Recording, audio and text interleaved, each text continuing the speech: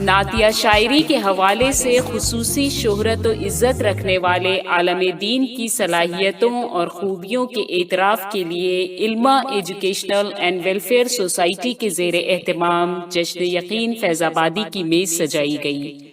صدارت کے منصب کو وقار بخشا ممتاز شاعر محمد فاروق جاذب لکھنوی نے، کار نظامت کے ساتھ تحریری رائے پیش کی ہارون رشید نے۔ انہوں نے نعتیہ شاعری کے حوالے سے صاحب جشن مولانا دلاور حسین یقین فیض آبادی کے نام اور کام کو اہم قرار دیا۔ شکیل گیاوی کے مطابق یقین صاحب نے اپنے علم، مرتبے اور منصب کا درست استعمال کر کے ذوق شعری رکھنے والوں میں مذہبی بیداری اور علمی استدار پیدا کی اور نسلوں کی آبیادی کا فریضہ بحسن خوبی انجام دے رہے ہیں۔ رضوان فاروقی نے اپنی کتاب لکھنؤ کچھ ماضی کچھ حال اور عروس لفظ کا مسکن لکھنؤ کے حوالے سے ٹھوس اور مدلل گفتگو کی۔ اس خوشگوار موقع پر مدرسہ امداد العلوم کے ذمہ داران و وابستگان نے صاحب جشن کی گلپوشی کی۔ شاگردان رشید اور شاعر دوستوں نے منظوم تاثرات پیش کیے۔ قاری رضی الدین عرفان لکھنوی اور شمیم رامپوری صاحبان اسٹیج پر جلوہ افروز رہے۔ پیش ہے لرن آن لائن وتھ فیضان خان کی آنکھوں دیکھی رپورٹ۔ میں فی الحال جناب عزیز اعظم صاحب سے گزارش آئیں اور باقاعدہ جشن کا آغاز فرمائیں۔ جناب عزیز اعظم صاحب وبرکاتہ۔ سب سے پہلے میں سعادت محترم جناب رفیق پٹواری صاحب کو مبارکباد پیش کرتا ہوں ان کے جشن کے لیے، اور ناظم مشاعرہ محترم ڈاکٹر ہارون رشید صاحب نے پتہ نہیں کلام کہا ہے، آپ سن نہیں پائے، اور میں صدر محترم سے اجازت چاہتا ہوں کہ مسئلہ دیر ملاحظہ فرمائیں۔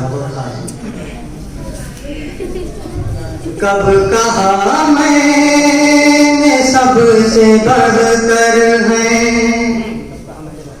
کب کہا میں نے سب سے بڑھ کر ہے، کب کہا میں نے سب سے بڑھ کر ہے، ہم اگر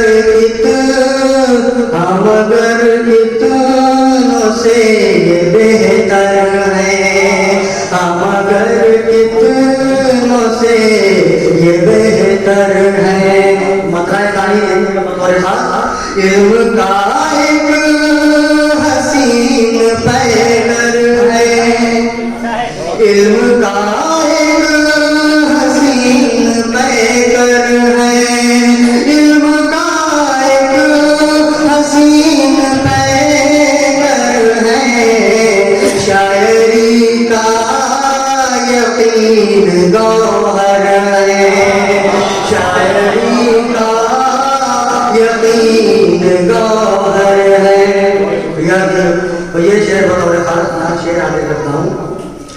حمد کے نعت کے غزل کے بھی، حمد کے نعت کے غزل کے بھی، حمد کے نعت کے غزل کے بھی، خوب سے خوب تر یہ شاعر ہے، خوب سے خوب تر یہ شاعر ہے۔ اور ڈاکٹر صاحب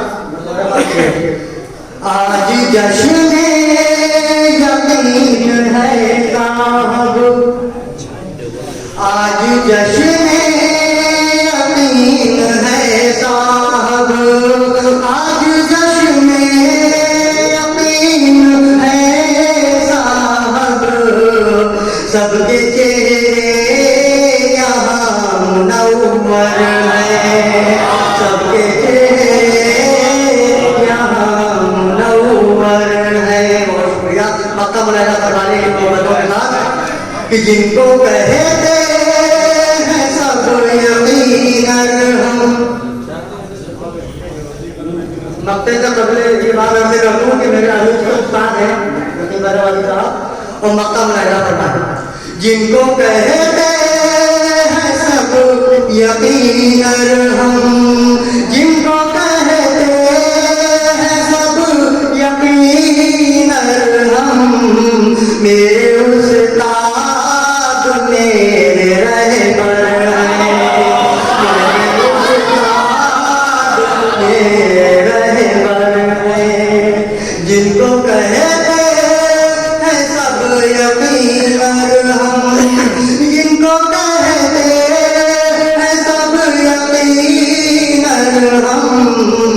میرے استاد میرے رہبر ہیں. بہت بہت آج کا یہ اعزازیہ پروگرام اصل میں جشن کم لوگوں کا ہوتا ہے. جشن ایک ابھی ہوا ہے پرسوں اور آج دوسرا جشن منہ پہ آ نہیں رہا بار بار, اور چاہے وہ حسد میں نہ آ رہا یہ بھی ممکن ہے.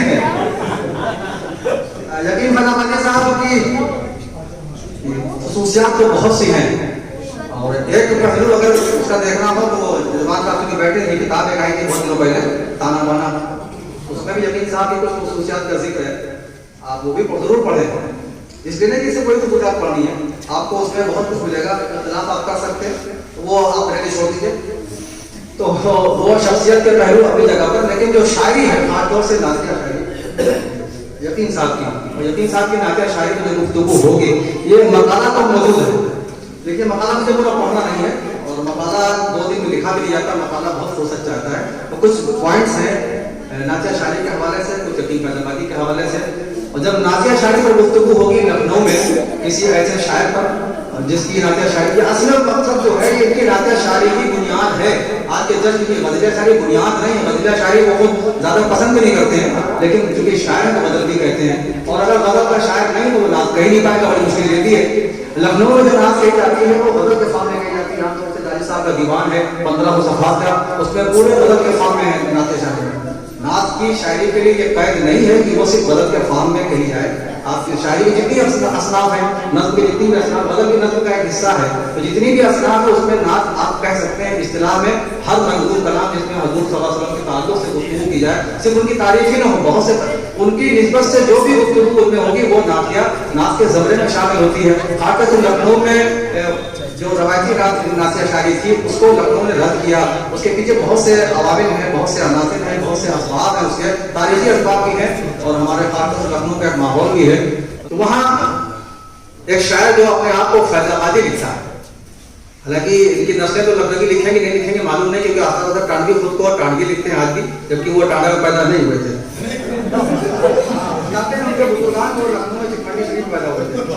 لیکن وہ آبائی نسبت سے ٹانڈا, تو اپنے وطن کی نسبت جو ہے وہ آگے بھولتا نہیں ہے وطن کا خبیر. تو یقین اپنے آپ کو فیض آبادی لکھیں یہ ان کا حق ہے, لیکن ادبی حوالے سے وہ لکھنوی ہو چکے ہیں. کہ لکھنؤ میں پتہ نہیں فیض آباد میں شاعری کرتے تھے نہیں کرتے تھے, لکھنؤ آئے تب اس کی شاعری منظر عام پر ضرور آئی, اور معتبر بھی یہی ہوئی.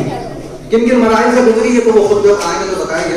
ہمیں گفتگو کرنی ہے یقین فیض آبادی کی نعتیہ شاعری پر اور نعتیہ شاعری پر.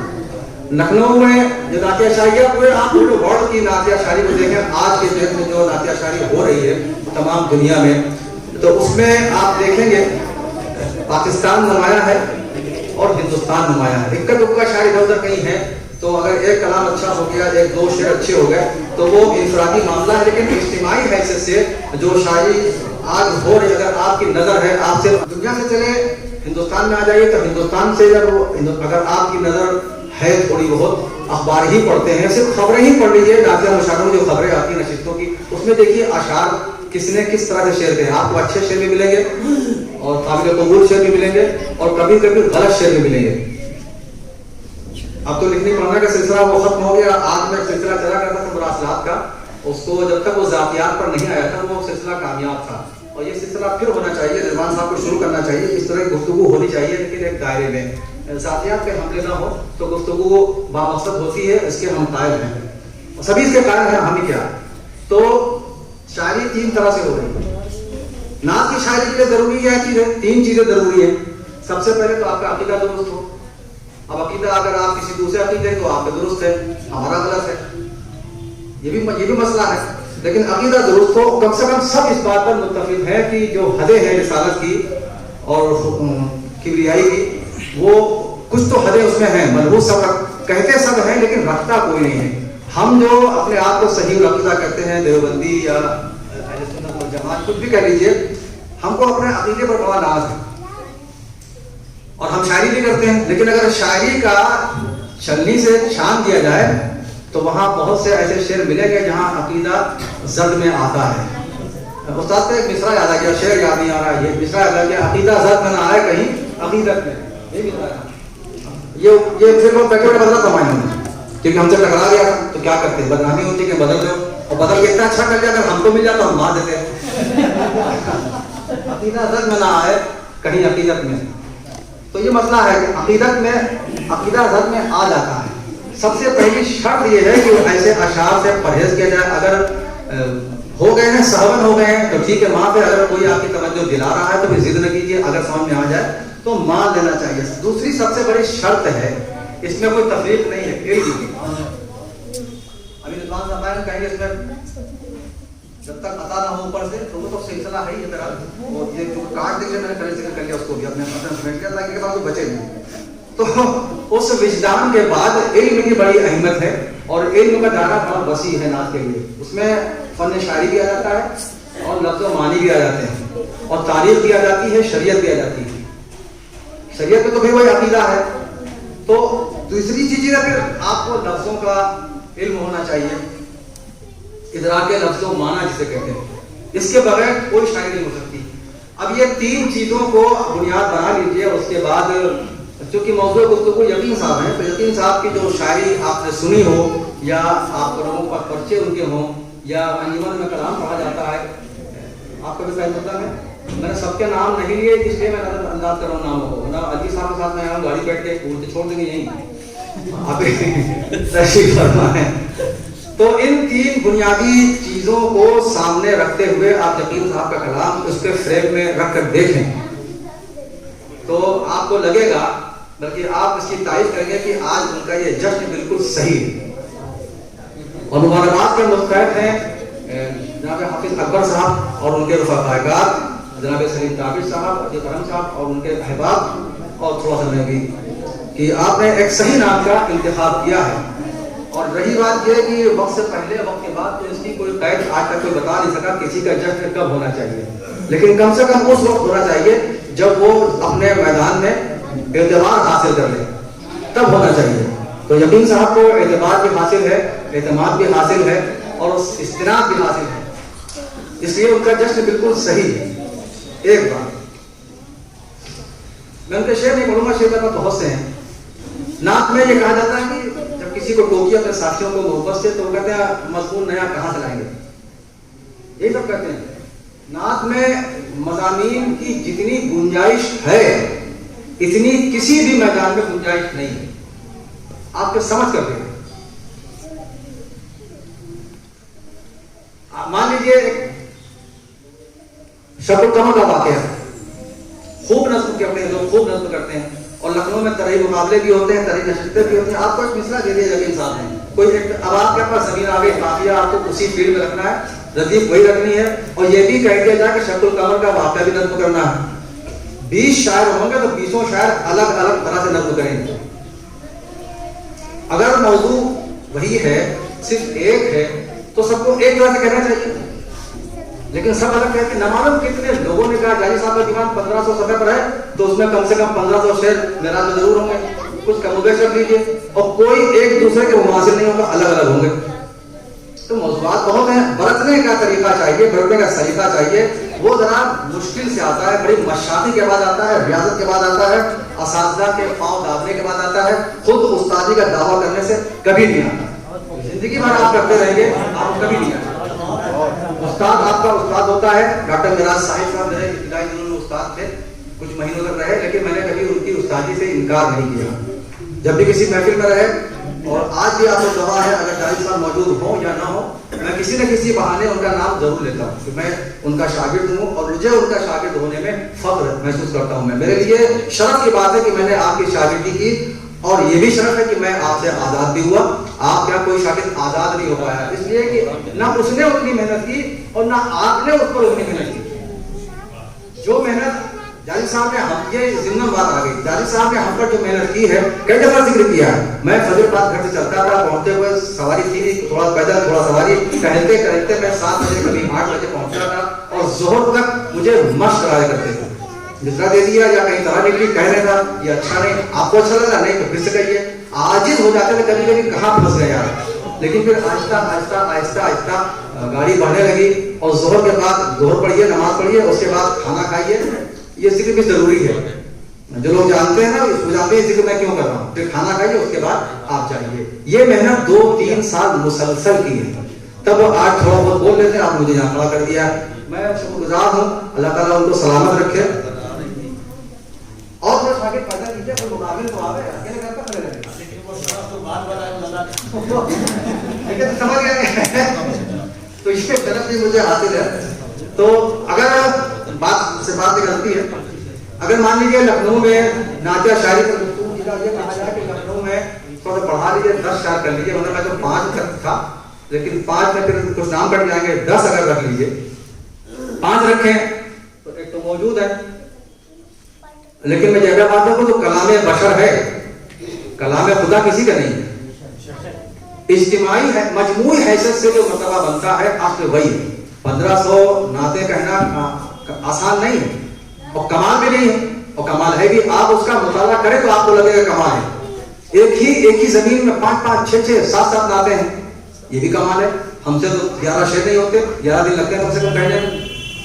تو اگر 5 شاعر یا 10 شاعروں کا انتخاب کیا جائے, موجودہ جو حیات لوگ ہیں, ہم 2 سال 3 سال پہلے کی بات نہیں کریں, تو ظاہر سی بات ہے بال اتفاق جاری صاحب تو سر فہرست ہوں گے. اس کے بعد ہم نمبر نہ لگائیں تو زیادہ بہتر ہے. اس میں یقین صاحب بھی سر فہرست 5 میں کہیں نہ کہیں آئیں گے. کوئی بھی یہ فہرست بنائے, ہم بنائیں یا آپ بنائیں, آپ کی قربت زیادہ ہے تو آپ پہلے نمبر رکھ دیں گے, قربت کم ہے تو 5 پہ رکھ دیں گے, لیکن 6 پہ نہیں رکھیں گے آپ, اگر آپ ایماندار ہیں تو یہ بھی اس لیے کہ ان کا احساس کیا جانا درست ہے کہ آپ نے نعتیہ شاعری کے حوالے سے وہ کام کیا ہے جو تاریخی کہلاتا ہے. جب تاریخ ناز کی لکھی جائے گی تو یوں تو اس زمانے میں کون تھا, تو عتیق عرب بھی تھے, میں آپ کو پڑھوں گا عتیق عرب بھی تھے, لیکن کیا عتیق عرب و یقین فیضآبادی برابر ہوں گے فی الحال آج کی ڈیٹ میں؟ تو نہیں ہوں گے. نام آپ کا بھی ہوگا کہ لکھنؤ میں اس زمانے میں مودی شاعری کر رہے تھے, یقین فیضآبادی بھی شاعری کر رہے تھے, رضوان فاروق بھی کر رہے تھے, ہارون بھی کر رہے تھے, اور سلیم بھائی بھی کر رہے تھے. مرتبہ سب کے الگ الگ ہیں. مرتبہ اس کا وزن زیادہ ہے جس نے محنت کی ہے اور جس کو زیادہ اللہ تعالیٰ نے نوازا ہے. 2-3 باتیں اور, کیونکہ یہ مقالہ نہیں ہے. یقین فیضآبادی روایتی غزلیہ ایسا کیوں ہے, ایسا کیوں ہے؟ یقین فیضآبادی روایتی غزلیہ ناز کے روایتی غزلیہ وہی جو دیوان کے ذکر بھی آیا, روایتی غزلیہ ناز کے منفرد اور پختہ کار شاعر. حالانکہ انہوں نے کچھ نظمیہ نعتیں بھی کہی, جیسے وہ میرا نبی بہت مشہور ہوئی تھی, اتنی مشہور ہوئی کہ اب انہوں نے پڑھنا بند کر دیا. کچھ لوگوں نے نقل بہت کی تھی نا, اس کی کاپیاں بہت جاری ہو گئی مارکیٹ میں, پیسے لے کر کے اساتذہ لکھ دیا, لوگ پڑھ رہے ہیں, گا رہے ہیں. یقین فیضآبادی روایتی غزلیہ نعت کے منفرد اور پختہ کار شاعر ہیں. یقین اس نقطے کو پا گئے ہیں کہ نعت نگاری کے روحانی تجربے سے حسب توفیق فیضیابی کے ساتھ ساتھ فن غزل پر گرفت حاصل ہو,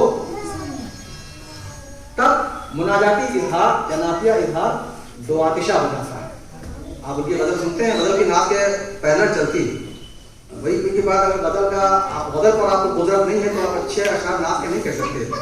استعارات, تشبیہات, تلمیحات اور مختلف صنعتوں کا استعمال یقین کی نعتیہ شاعری کا انفراد ہے, اور یہی انفراد میدان نعت کے اس شاہسوار سے اپنی دریافت کردہ اسلوبی اطراف میں مزید پیش رفت کا بھی تقاضا کرتی ہے. یہیں پر ٹھہر جانا مناسب نہیں ہے.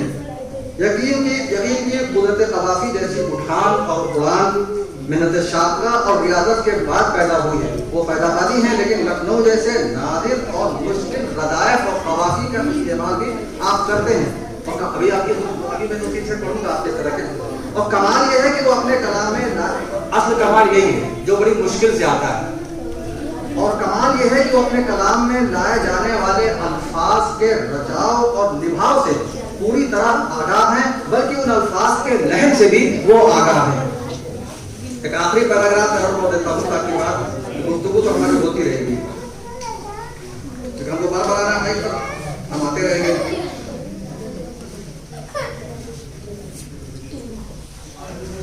نعت کے مضامین پر ابھی گفتگو ہو, موضوعات پر. نعت رسول کا موضوع زندہ, نعت رسول کا ہر موضوع زندہ اور مسلسل موضوع ہے, اور ہر نعت نگار ان میں اضافہ ہی کرتا ہے, کیونکہ ہر زمانے کا ہر فنکار اپنا ایک بیانیہ رکھتا ہے, ادبی بیانیہ, جسے ایک شخص نہیں ایک پورا دور تحریر کرتا. نعت نگار جتنا سیرت رسالت پاک صلی اللہ علیہ وسلم کا مطالعہ کرتا ہے, آپ کے کردار اور آپ سے اپنے تعلق پر غور کرتا ہے, نعت کا اس کا فکری دائرہ وسیع سے وسیع تر ہوتا چلا جاتا ہے. یوں کہا جا سکتا ہے کہ سیرت رسول آئینے کی مانند ہے جس میں ہر شخص، ہر دور، ہر زمانہ اس کے تناظر میں بہت سی چیزیں، واقعات، تاثرات، مشاہدات اور خیالات کے ایسے عجائبات سے گزرتا ہے جس سے دوسرا شخص یا دوسرا زمانہ نہیں گزرا۔ نعت شاعری میں لاکھوں موضوعات ہیں، صرف مدینہ منورہ کا ہی موضوع اگر لے لیا جائے تو ہر دور کی نعت شاعری میں، ہر نعت نگار کے نعت کلام میں اس کی سینکڑوں اور ہزاروں فکری پرتیں اور معنوی جہتیں ملیں گی، جن میں شعر بشعر مدینہ کے بیسیوں ملازمات نظر آئیں گے۔ مدینہ کے حوالے سے میں کچھ شعر یقین پیداواری سے چھوڑ دوں۔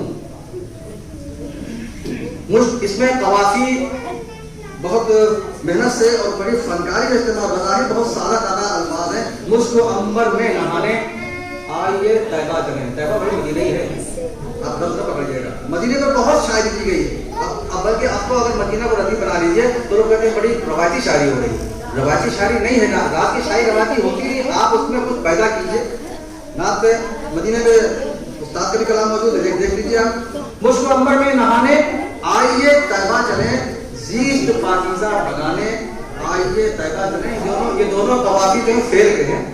اب یہ قوافی میں کام بھی ہے، اس میں ہم آگے کے شعر پڑھتے ہیں جہاں مولانا یقین نے فنکاری دکھائی ہے۔ تھک گئے ہیں ہم نشینوں ڈھوتے ڈھوتے زندگی کے بوجھ کو، ہم نشینوں ڈھوتے ڈھوتے زندگی کے بوجھ کو، تھک گئے ہیں اپنے شانے۔ یہ قافیے کا کھیل جو ہے یہ ایک فنکار ہی کر سکتا ہے۔ اور روتے روتے ہجر آقا میں جو سوئے تو لگا، روتے روتے ہجر آقا میں جو سوئے تو لگا، کوئی کہتا ہے سرانے آئیے۔ یہ خوبیاں، بہت سی خوبیاں ہیں ان کے نعت شاعری میں۔ اگر آپ اس کا تجزیاتی مطالعہ کریں تب بالتفصیل تو بہت سے پہلو سامنے آئیں گے، اور انشاءاللہ جب باقاعدہ مقالہ لکھا جائے گا، کیونکہ ہم آج کل ایک کام یہ کر رہے ہیں کہ لکھنؤ کے جو چاہے وہ شاعر ہو یا ادیب ہو یا نقاد ہو، ان پر ہر ہفتے ہم ایک مضمون لکھ رہے ہیں پچھلے 2 مہینوں سے، تو ہمارے پاس وقت کم رہتا ہے۔ اس لیے انشاءاللہ یہی نمبر آئے گا، ہم نوٹ کرنے کا ہے۔ اپنی گفتگو تمام کرتے ہیں اور آخری پیراگراف جن کو میں نے لکھ لیا ہے یقین پیداواری اردو نعت کے یہ آخری پیراگراف شکل میں سن لیجیے گا، کام کا ہے۔ یقین پیداواری اردو نعت کے معاصر بیانیے میں اپنی ریاضت سے انہوں نے جو مقام بنایا ہے وہ قابل رشک ہے، قابل تحسین ہے اور لائق توجہ بھی ہے۔ اللہ تعالیٰ سے دعا ہے کہ وہ نعت کے باب میں انہیں مزید توفیقات سے نوازے، انا پسندی اور شہرت طلبی کی ہوا سے محفوظ رکھے، سایہ نعت کے سفر میں اس ان کا زاہرات اور رضائے رب ان کی منزل ہو۔ لرن آن لائن کی جانب سے آپ سے بس اتنی التجا ہے کہ ہمارے اس پروگرام کو لائک، شیئر اور سبسکرائب ضرور کریں، ساتھ ہی بیل آئیکن دبانا نہ بھولیں، جس سے ہماری ہر ویڈیو آپ تک اپلوڈ ہونے کے ساتھ ہی پہنچ سکے۔ شکریہ۔